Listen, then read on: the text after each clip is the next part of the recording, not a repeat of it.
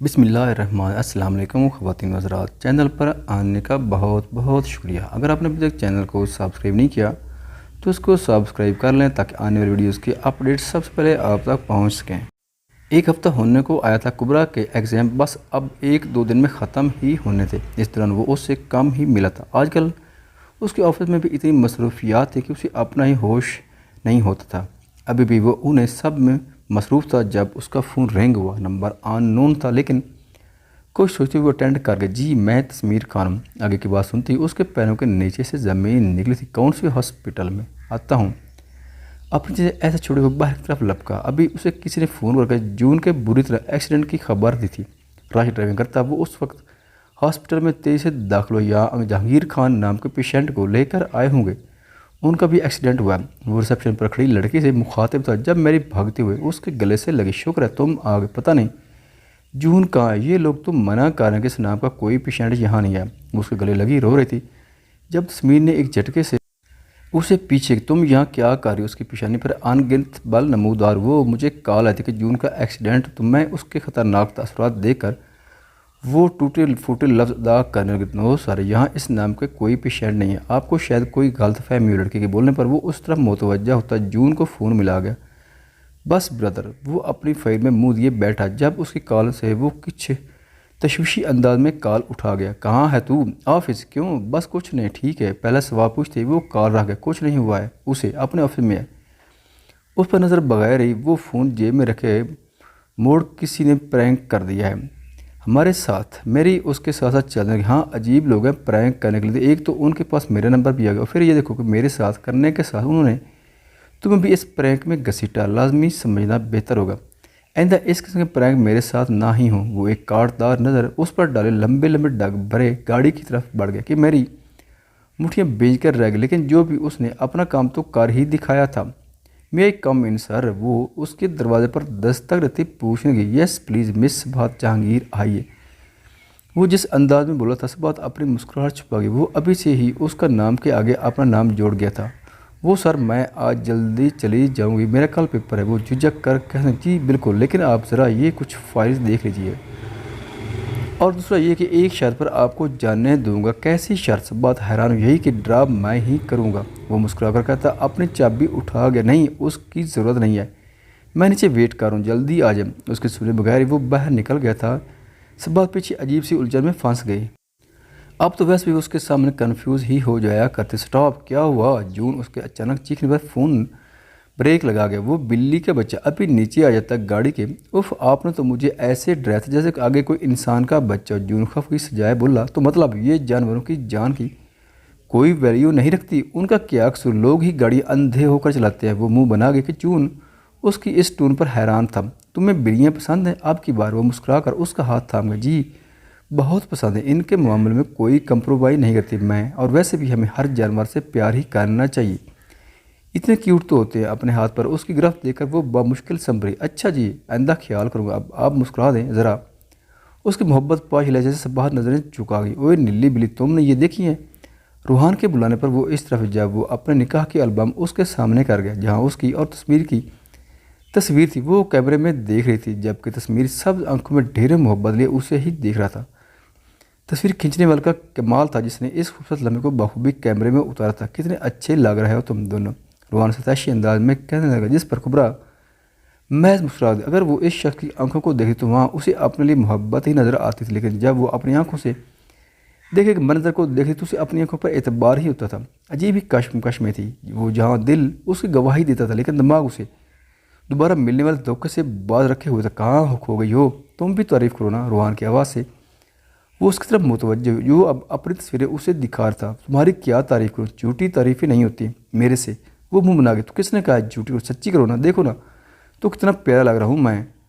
دونوں ہاتھوں میں منہ چھپائے وہ اسے عورت ہی لگا۔ بالکل، تم اس باجی کی تعریف کرو، نہیں تو انہیں رات کو نیند نہیں آئے گی۔ برکت اب چائے کی ٹرے اٹھائے، مسکراہٹ دبائے بولی۔ ان کی نوک جھونک جر تھی جب کبرا کا موبائل چیخا، تم لوگ کنٹینیو کرو، میں آتی ہوں ابھی۔ ان سے مدد کری وہ باہر لان کی طرف آتی کال اٹینڈ کر ہیلو ان نون نمبر دے کر وہ 5 منٹ بعد بولے جب دوسری جانب سے کسی کے رونے کی آواز گونجی، ہیلو کبرا، میں مریم بات کروں۔ اس کی آواز سے وہ دل تھم گیا۔ اب کیا تھا جو اسے بتانے والے تھے؟ ہاں بولو، تم رو کیوں رہی ہو؟ کبرا تفتیشی انداز میں پوچھیں تسمیر کہاں ہے، تم اسے کہو مجھ سے بات کرے، اس نے میرے ساتھ بالکل اچھا نہیں کیا۔